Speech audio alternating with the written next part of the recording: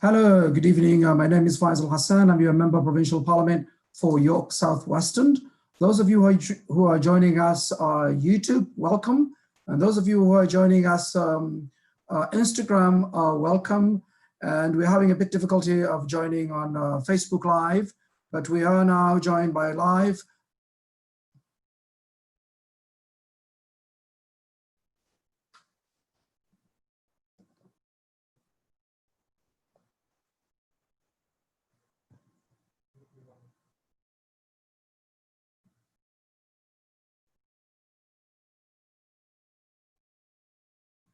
Well, thank you. I'm just getting echoing here. So I'll just get that. Maybe that's the problem. Okay. Well, welcome again. Tonight we are having a conversation on a safe return to schools, conversation on local parents and educators. First, I wish to acknowledge at this time the land that we are now. The land that we are. Welcome again. Tonight we are having a conversation on a safe return to schools, conversation on local parents and educators. First, I wish to acknowledge the land that we are now. The land that we are. Welcome again. Tonight we are having a conversation on a safe return to schools, conversation on local parents and educators. First, I wish to acknowledge.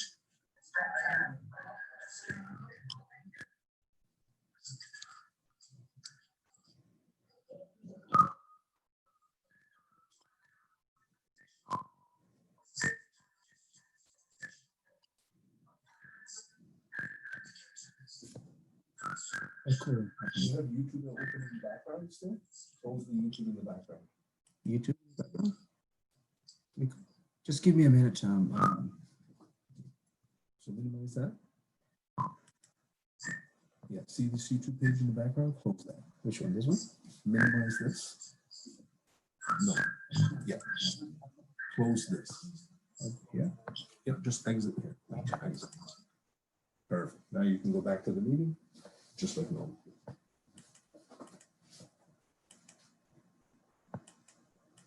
Okay, good.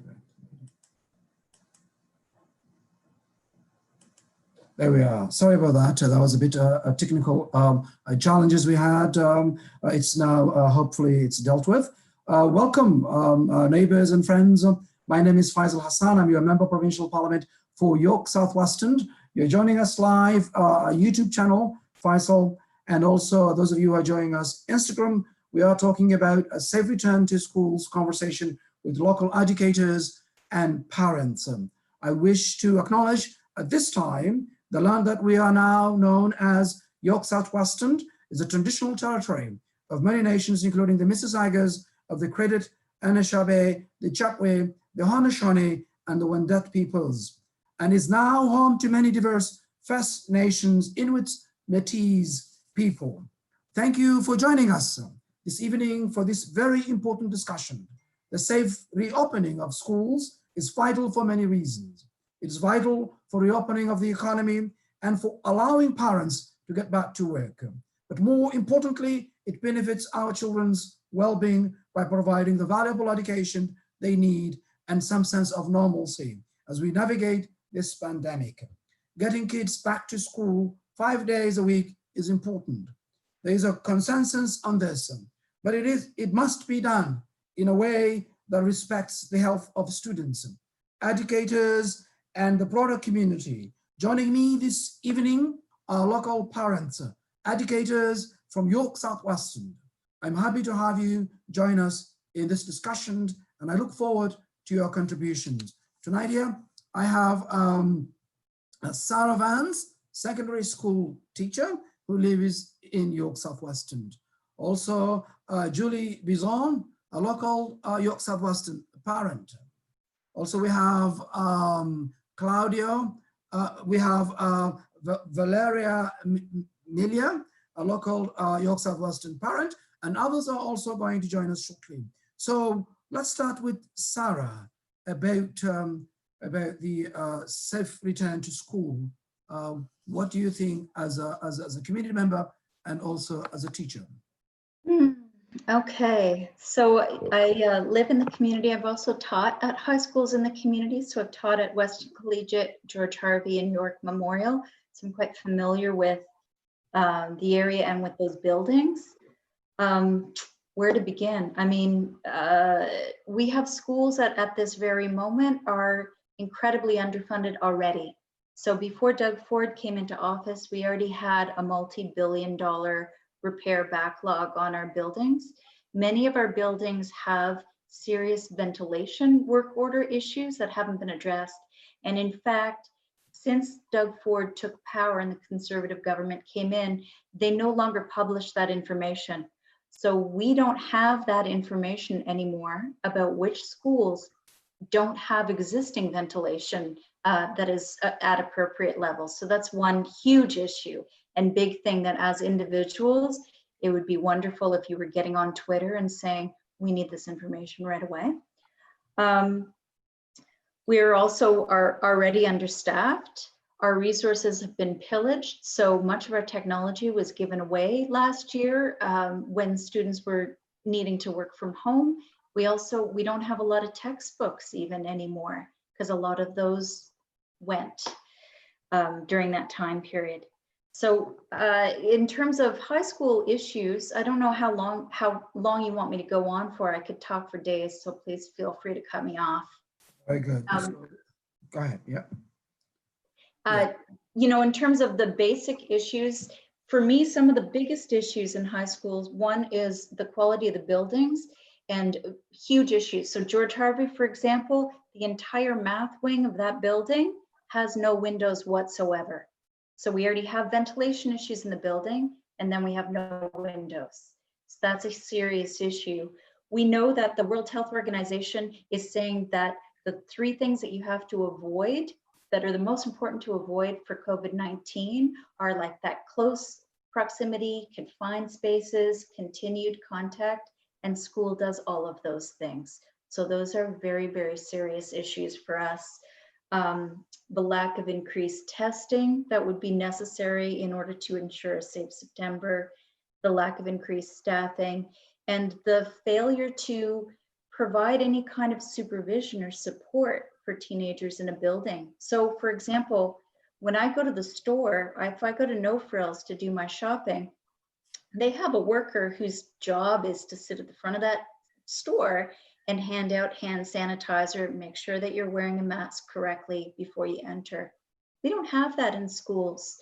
So when you send your kids to high school, even if it's half of the children going at the same time, that'll often mean 500 to 750 students in a building at the same time with no supervision going in, no supervision in the hallways, no supervision in the washrooms. And those are, it basically means that any sort of clustering or confined amount of exposure is completely out the window. So those are a few of many, many serious concerns around this reopening plan.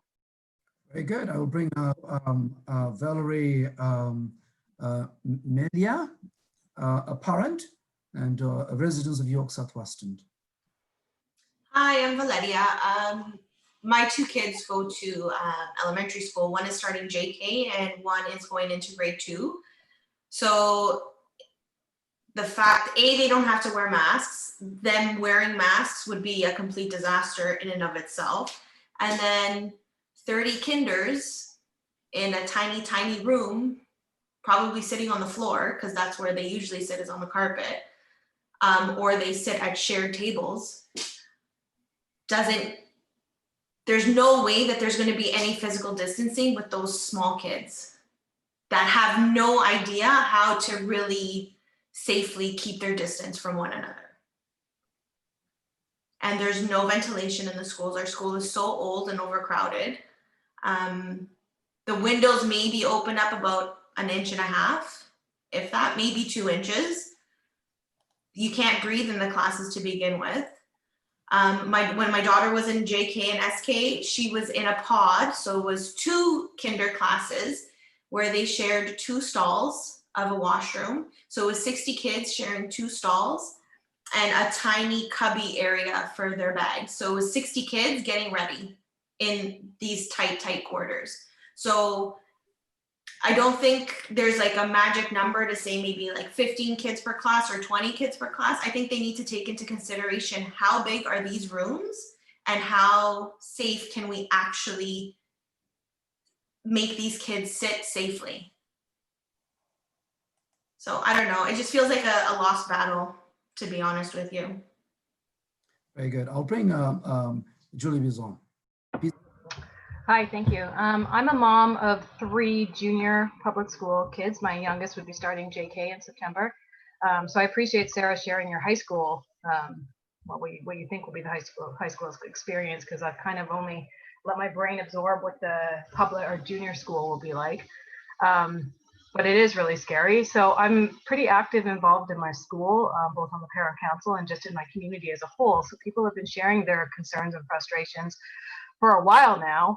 I know for today, we were pretty hopeful that the announcement coming from the Minister of Education was going to shed a little bit more light and optimism towards what's going to be happening in 3 weeks. And I don't think we got that. I mean, I'm happy they're proposing a little bit more funding.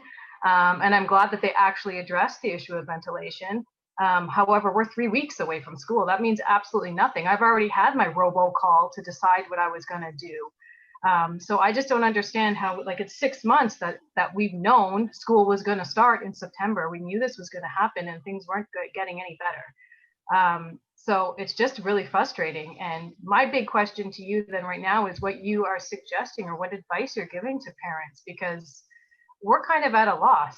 I honestly, I think everybody feels that way, is that we thought that there was things happening, like the whole ventilation thing, for example. I thought for sure they were addressing that within the schools. I reached out to my principal to see if there had been any repairs in our school. And as far as I know, there hasn't been. There were repairs done to the school that was planned maintenance, painting walls and stuff like that. But I never heard anything specifically regarding anything COVID related. If there was no hand washing stations, if the ventilation issue was addressed. Our school, Weston Memorial is 100 years old, so it's definitely got an aging infrastructure, and that's not new. I mean, the problem's always been there. So it's just frustration all around and concern, like genuine concern.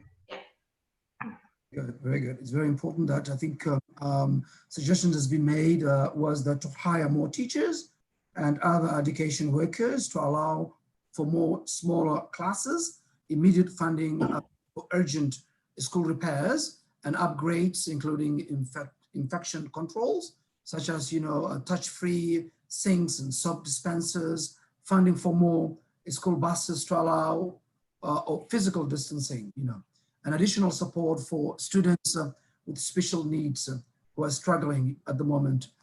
Sarah? Well, 2 things. One, on the ventilation issues. So also to add to that problem, ventilation issues. So we have one category of ventilation issues in schools. Those are outstanding work orders for ventilation problems that haven't been dealt with. The money announced today does not, it equals $10,000 per school. That's what it would translate to. It is nothing to address those problems, even if you could do it in this short time frame, which of course you can't.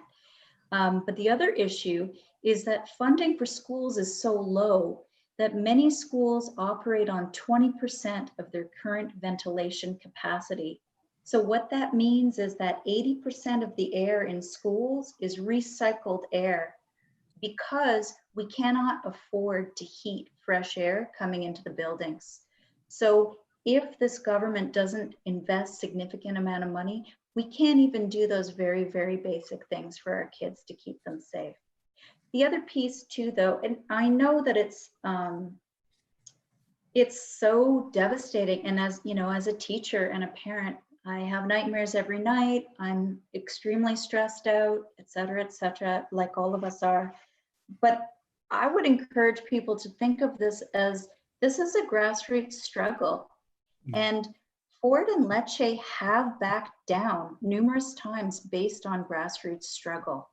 And so I would encourage people, keep on fighting, keep on fighting, keep on fighting right to the very last minute, because unfortunately, I think that's what it's going to take.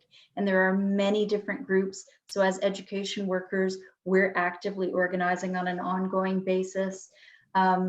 And, you know, as parent groups, the Ontario Parent Action Network has been very active. They had an incredible action at Queen's Park yesterday, modeling how big a classroom would actually have to be in order, like what the classrooms will actually look like and how unsafe it is, which was very successful. The Ontario Families for Public Education has also done amazing work.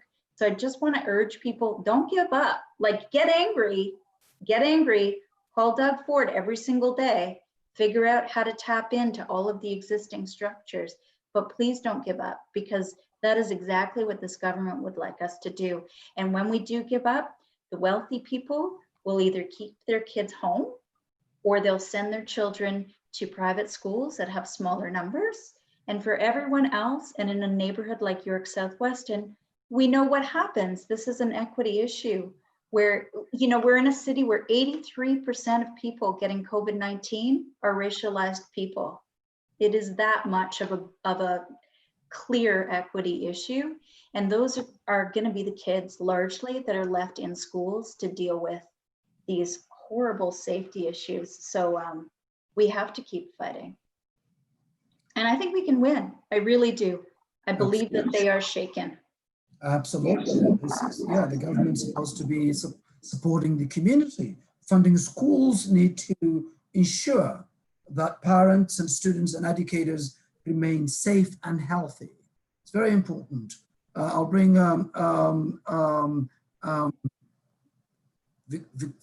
Valerie Miller.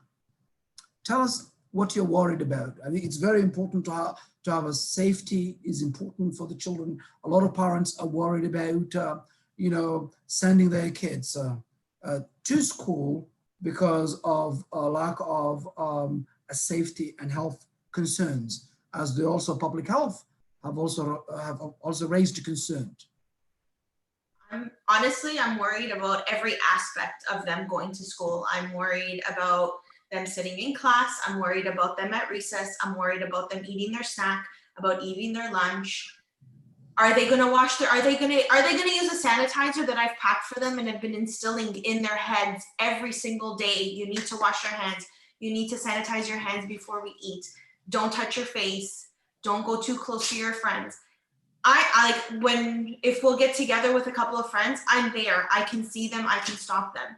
I can't expect a teacher doing that for 30 kids all day long, because I'm exhausted with 2. So I can't imagine with 30 doing that constantly. I'm worried about who's coming in, who's supervising lunch. Is it going to be the teacher supervising lunch? Do they not get breaks? Who's coming in and out of the classroom? How many other classrooms is that person going into? What happens if somebody tests positive for COVID-19? Is the whole class getting shut down? Because according to the Catholic board, it's only the person gets sent home. That's not, if one has it in the class, the likelihood is that a couple of others, if not most of them, will have it. So that is one other issue that I have. Washrooms, sinks to wash their hands. Like it's everything I'm worried about. Absolutely, and that is important to worry about as a parent, and as your representative, I'm also worried about because the government had an opportunity to make it right, to plan, and to do this requires an investment and putting resources to make sure there are more teachers, there are more support systems in place. The Strike COVID-19 Recovery School Advisory Group hasn't done that. That includes frontline education workers, parents and students and school boards to even listen to them, you know, consult with the municipalities to find ways to use, available public infrastructure so that school and childcare centers can resume in person as many children as possible in a safe and healthy way. I'll bring Julia to us what worries are. A lot of things have already been addressed. It's more what can be done in the next 3 weeks? What can we do as parents to support our teachers and our schools right now? It's just an endless list of questions really that I have, because I don't even know if I'm sending my kids. Like, I don't know what to do. And I don't know if by not sending them, am I making, it's just like, I feel like that's almost what the Ford government wants, is for us to keep them out. It helps them. Then they don't need to support as much funding or some, I don't even, and then even if they do stay home, we haven't even been explained how that's going to happen yet, where their teachers are going to be coming from. I know there's a lot of parents in our neighborhood right now that are orchestrating their own little teaching pods, and they're hiring people to come in, and they've grouped together with like 6 or 7 other parents. And I guess theoretically that could work, but not when these kids are going to have all different teachers. I think everyone just assumed that it was going to be teachers from within our school community, so our kids are going to recognize the people that they're going to be assigned to. But that, as far as I understand, that's not going to be the case. I don't know if anyone else, if you know, I don't know what the answer is to that, because it just seems like anything that we do question, there's just no answers to. And then why, the biggest thing, ventilation was just on my mind earlier because of the announcement today. But the bigger question is, why are the class sizes not being capped smaller? How is that even possibly a discussion that we are still having? That's what we were fighting for even prior to COVID time. And it's still going on now, even despite this. It just seems like such a disappointing and upsetting fact that this is still a struggle that we're going through, because class sizes clearly are too high. There's too many needs within the class size. That's another thing that's not being addressed, is what happens then to these children with special needs. What happens to these kids that now haven't been in classes for 6 months and are returning to an environment that is so foreign to everybody, including the faculty, and 3 weeks out, and there's little guidelines, little advice, little suggestions, and really little hope. It's so scary. I'm thankful that our numbers in Ontario are as low as they are, but they're not going to stay that way. Not with the school that is being proposed right now. So. Exactly. And how can we expect students to practice safe social distancing when returned to the same crowded classrooms they were in before the pandemic? Because we need to invest in education to have smaller class sizes. Parents have suggested, the educators have suggested like 10 per class, and to make sure that that school boards could have done also better with proper investment and resources from this current government. But instead, the Conservatives are cutting corners, and the safety of staff and wider community is being placed at risk. And this is very important. Tonight, we are talking about safe return to school. And we have here local educators and parents who are also concerned, and we're all concerned about the safety of our children. And this is what we are going to send this government, a strong message that our kids come first, and safety comes first, a priority. And this is not a good plan, that a lot of parents are concerned now that they might not want to send their children, to school because they don't feel this plan is a safe plan. So what do you think, Sarah? You're a teacher. I know you're also a high school teacher, and high school teachers, kids also have more than one classes in high schools. So, they might be meeting across the aisles, and there might be large numbers of them. How are they going to practice a social distancing? And how are they going to be safe? The bottom line is they're not going to be safe. That's the bottom line. They've changed the system. So the Toronto District School Board, I think, has struggled to make some good decisions, but with the limited funds that they have, they can't fundamentally address these really large issues. They did, though, decide to create a quadmestered program for high school students. So that means, normally I would teach, we would have non-semestered schools. So students are taking 8 different courses. So they're with a huge number of different people in classes. Now they will be in 2 different courses and it'll be capped at 15. And they'll be in the building every other day. But again, so, you know, for someone like Stephen Lecce, who does not have a relationship with education workers and refuses to sit down with us or sit down with our unions and really learn about how schools work, that might sound good on paper, but in real life, first of all, 15-year-olds, 16-year-olds, 17-year-olds, they don't always follow the rules. And if we expect those kids to wear a mask all day long when they're in school, this is fraught with various different issues, along with trying to stay 6 feet apart from each other when they may be in rooms where that's physically not possible. But in addition to that, in some ways, it doesn't matter that much anyways, because you have all of this hallway intermingling. So just to give an example, I work at a school that normally has 1,200 students. We have 3 floors and 2 separate wings. We are staffed with 1 person as a school safety monitor who monitors our hallways. 1 person. There is no allocation of funding to increase that. So even though the number of students will be reduced, so, you know, best case scenario, 400 students in the building at the same time, how exactly does that 1 individual ensure that each of those students is maintaining proper social distancing in halls and in bathrooms? It's impossible. Exactly. And this is also the Toronto Public Health affirms also parents' fears about this current government's back to school scheme. Public health authorities have now confirmed the worries of students, parents, and teachers and education workers about Ford Conservatives' risk, a crowded back to school plan.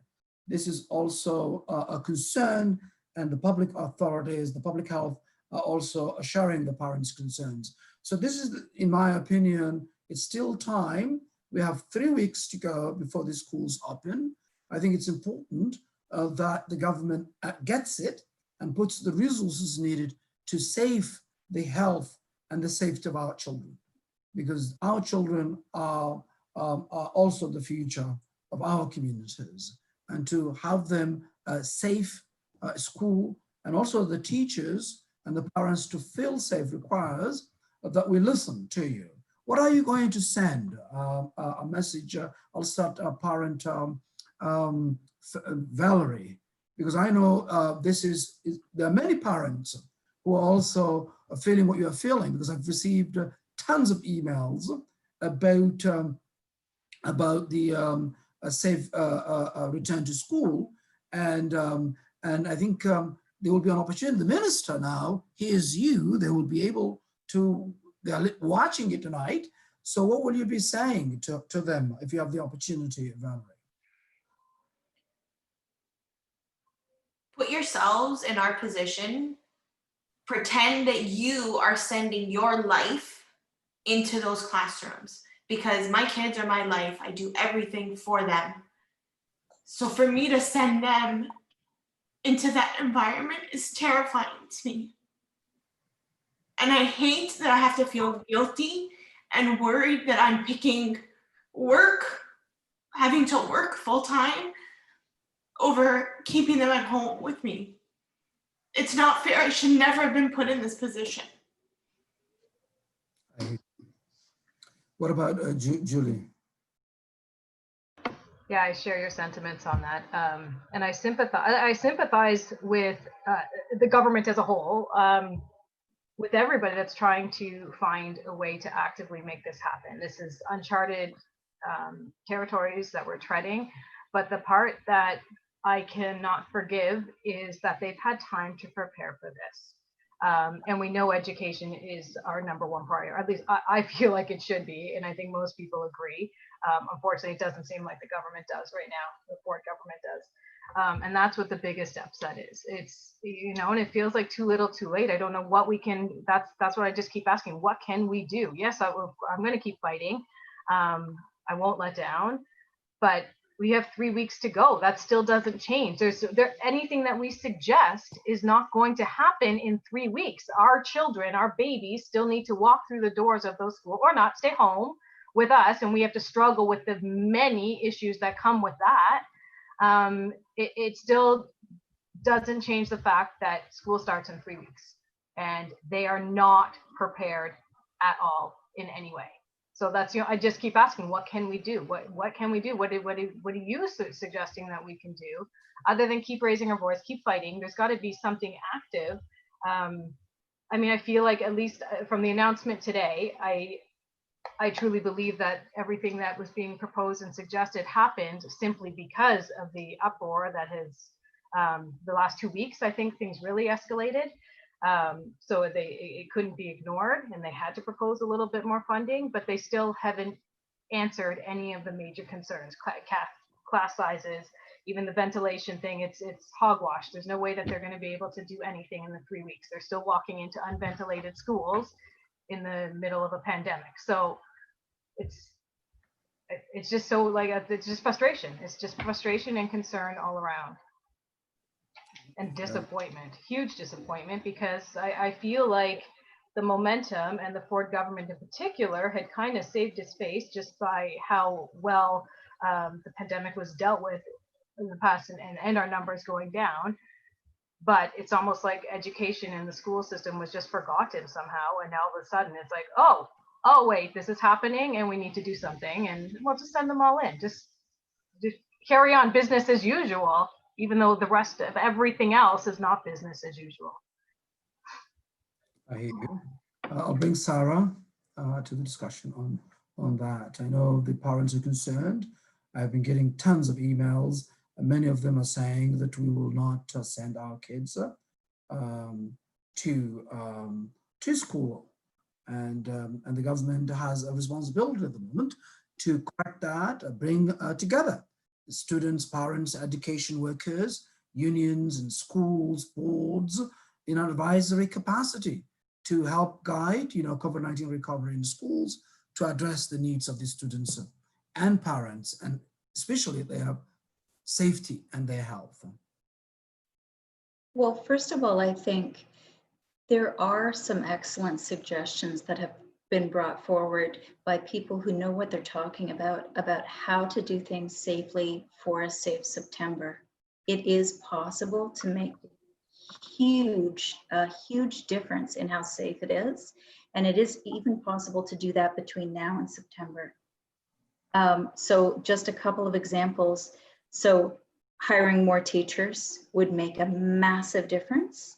The other piece is, no, they don't have time to fix ventilation, but they certainly could use unused spaces. So most of our universities and colleges are completely online now. They could commission university and college spaces to run more classes. They could open up buildings that are not currently being used fully as schools, and we have quite a bit of that space. So there are options. Elementary Teachers Federation has put together a list of recommendations. Today, the Ontario Principals Council put together a list of recommendations. They have come from all corners. So there are options for them to do very important things that will make literally a life or death difference in this province, and maybe the things that stop a second wave. And the other piece is, you know,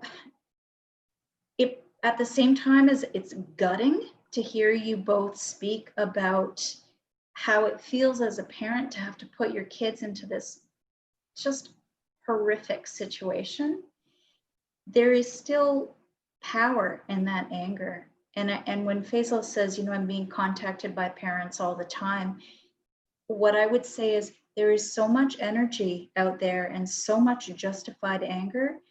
The secret is to channel it, so that we're not all going out all over the place, but that we're channeled. And that's why I would say do two things. And maybe it sounds simple, but do two things. Number one, call Doug Ford's office every single day. Number 2, join the Ontario Parent Action Network so that rather than being one voice by yourself in a particular situation, you're tapped into a broad network of people who have been doing so much working and planning to create a campaign that has a meaningful chance of success and is working on an ongoing basis to collaborate with education workers who we are also actively organizing as well. So that really, those would be my suggestions. And I fundamentally do believe that we can win this because, you know, I'm a mom too. We don't stop fighting for our kids. This is not in our Constitution.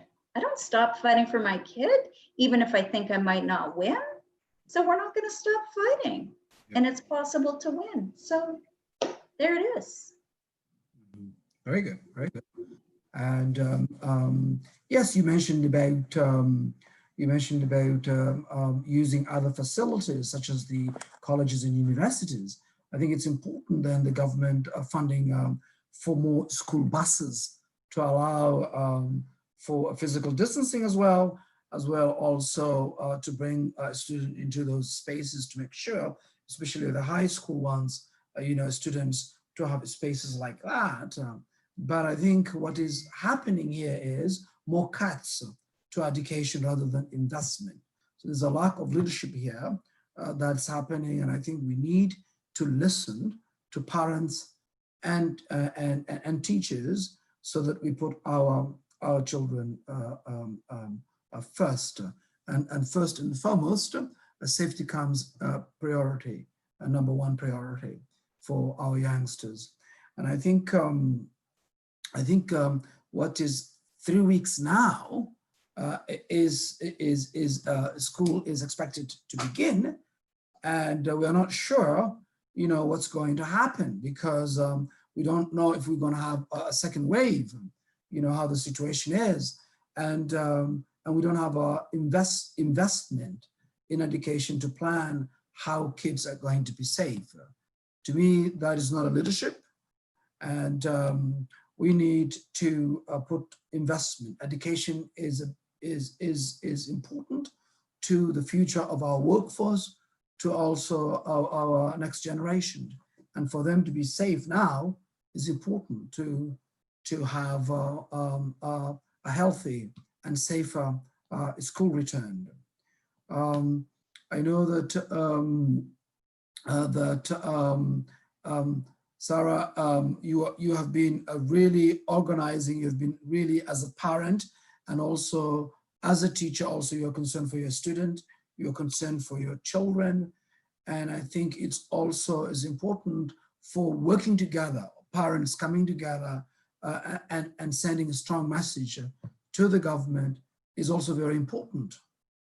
I know it is there ways others who are going to watching us now. We are live on YouTube, and we had a bit a challenge quickly to sign our Facebook tonight, but we'll be able to share that later on.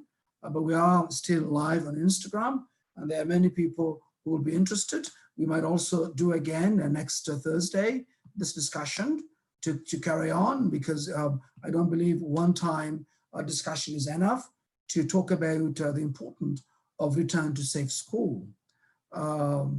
So what do you say? And that's Sarah here. Me? Yes. I mean, In terms of what to do? coming together because we know parents are now feel powerless. They feel that no one is listening to them, and most of them, they are expecting a leadership from this current government. And I think it's important that they also listen to parents and understand if you are having this idea, the idea you brought forward is not working. We need small class sizes. We need opportunities to have a safer environment. And as Valerie stated, if one gets COVID, then they are sent home. What happens the rest of the classes? So are we going to shut down again? And it's not a leadership, and we need to also to hear the voice of the parents at the same time to propose them ideas that they could turn around and change their mind and invest now, here and now, because 3 weeks is coming. Yeah, and I think one of the things that we see historically again and again is when governments want to do things that are unpopular, when they want to make massive cuts to things that we depend upon, if they're going to do that, they also need to make people feel like there's nothing they can do to stop them. Because if we feel like there's nothing we can do to stop them, then we give up fighting and they're able to proceed with their plans. So that's the first thing we have to reject, even as we sometimes feel it in our hearts because we're human beings. We reject that feeling. And we know we can look to examples in the States, for example, where, for instance, in Chicago and Los Angeles, teachers' unions fought incredibly regressive governments, and they won things we never would have imagined were possible in our schools, including like bringing in a public health nurse in every single school, stopping deportations for students who were non-status. So it is possible. The other piece, like as all of you, I think, have alluded to, is this issue about schools is, of course, not just about schools, because it reverberates through society and it touches other pieces, such as the issue that Toronto Public Health tells us people need to be kept home for 14 days if they have COVID-19, at least 14 days, and they need to be self-isolating every time they have symptoms. But of course, if this government refuses to give workers paid sick leave, that is impossible for most families in this very, very difficult city. So that is also another very clear, pragmatic thing that we need to be demanding. 15 in Fairness has been running a brilliant campaign to push for those demands. In Continued CERB as well, like Valeria was talking about, this awful feeling of guilt around your own children and having to make those choices. If we had strong CERB packages that were extended, you might not be backed into such a corner. So those are really important things. And again, the central idea being, know that we have power, know that it is possible, know that we can't stop fighting, know that we need unity. So join, like rather than being a diffuse force, join those organizations that are doing such brilliant organizing. Ontario Parent Action Network as a wonderful starting place, and we have to just keep on fighting. Absolutely, and the official opposition is fighting alongside with you and in solidarity, because our children and our parents and our communities deserve better. They deserve a government that invests now, because we are in a period, in a pandemic, where we are global pandemic, and we have to have a plan that saves the entire community. The safety of our community and our children is important, and to do that requires that the government listens, because they don't have all ideas. So if the parents, the teachers, and the public health folks have proposed ideas to make sure that our young people safety comes first, then I think what is the recommendation is to provide investment required. It's important also, as you said, guarantee that no essential workers currently receiving emergency childcare programs ends, that they are continuing to be supported. It's very important as well. I know, Sarah, you have to have another engagement. I'll give you your conclusion, your remarks for conclusion remarks first. Well, I feel like I already talked a lot, but just know, as parents, know that education workers are coming together around this struggle. So just as an example, Last week, we organized as Ontario Education Workers United. So that's a cross-union network of education workers from across the province and across job classes, which often doesn't happen. We had a public meeting around this issue.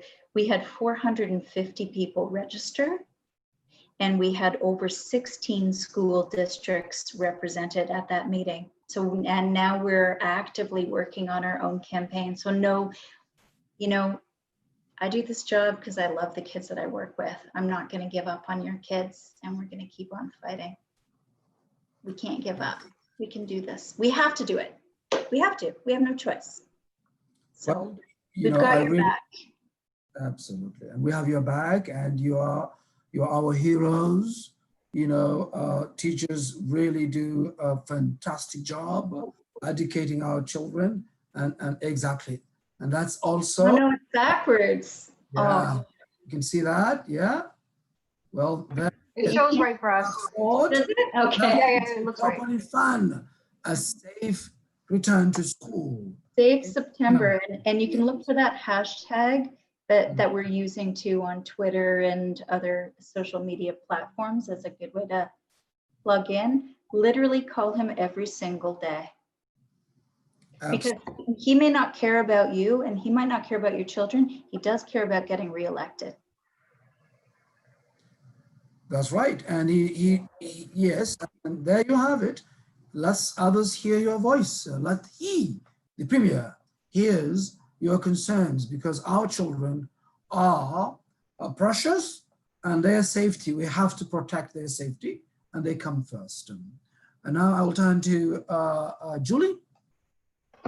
Sure. First, I just want to say thank you, Sarah. I wish I shared your enthusiasm towards this cause. I'm sure it's not real enthusiasm, that's the wrong word, but just your ongoing need to fight this, because I think if I were a teacher in your position, I would be not so, I just feel very powerless in this situation, because again, you guys have been fighting for these same, it's not even demands. These are things that should be in education. Smaller class sizes, more support for teachers, more support for students, ventilation, all these things should have been happening prior to the pandemic. But now we're in something that is so alarming, and again, uncharted territories.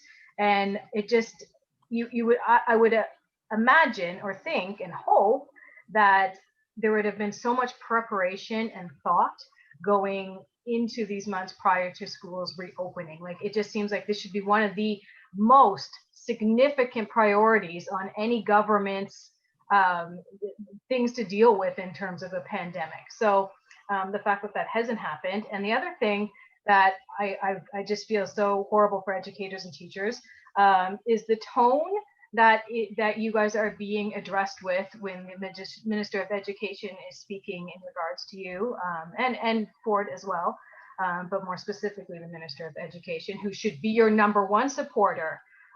So it's so upsetting, and for parents to be listening to that, like I consider myself a more informed parent, and I have a lot of friends that are teachers and educators, so I get a little bit more of their perspective. But if I hadn't had that experience or those friends, it would be a really confusing time to be a parent right now, because I just don't understand how that relationship is met with such friction right now. And the fact that there's this challenge between the Minister of Education and unions right now, like all these, they just seem like these are not things that we should be dealing with in the face, and parents shouldn't have to be questioning what is happening behind closed doors, because my God, we have enough concerns to worry about right now. This should be something that should be seamless and flawless right now, and that everyone should be working hand in hand.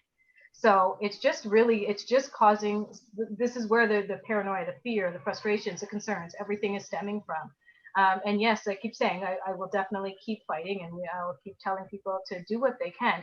But it just, I don't know, it's so hard to not think that that's not falling on deaf ears right now.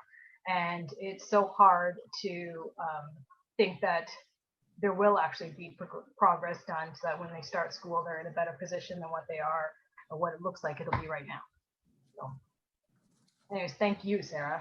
You've definitely brought a lot of stuff forward today too. So it's very helpful and encouraging in some Well, thank you, Julie. I feel I'm so frustrated, but yet I do feel a lot of encouragement, and I do feel that even just from following educators and the groups that you do talk about, you can tell that there is momentum and there is power behind their voices, and that's a little bit more comforting. But it's still, I don't know, still feel very concerned for what's happening in 3 weeks. Well, thank you, Julie. Thank you. And I will turn to Valerie now for your concluding remarks. I just, you know what I would like to see happen before September is maybe Ford and Lecce stepping foot into one of our classrooms, and not like a brand new build with air conditioning. I want them to go to an actual school and just sit in there with a mask on for a few hours and see how it is. This is what they're proposing our kids need to do. So I think maybe they need to go and do that. Very good. Well, thank you. Thank you to Sarah. Thank you to Julie. Thank you to Valerie. And thank you to everyone for joining us this evening. Thank you to parents and educators who participated in our panel. And thank you to all of you who have reached out to our office to share your opinions on the Safe School reopening. I understand the anxiety this is causing families. Parents and teachers don't want an eyes closed, fingers crossed approach to reopening. They deserve thoughtful, proactive measures to help ensure the safety of staff and students and the funding necessary to make that happen. This government needs to stop delaying, roll up sleeves, and finally start listening to parents, educators, and public health experts who have expressed clear concerns with this plan. No one expects the work to be easy, but it must be done for the sake of our children and our community. Thank you again to Sarah, Julie, and Valerie for joining us this evening. Take care, thank you, and good evening. Thank you.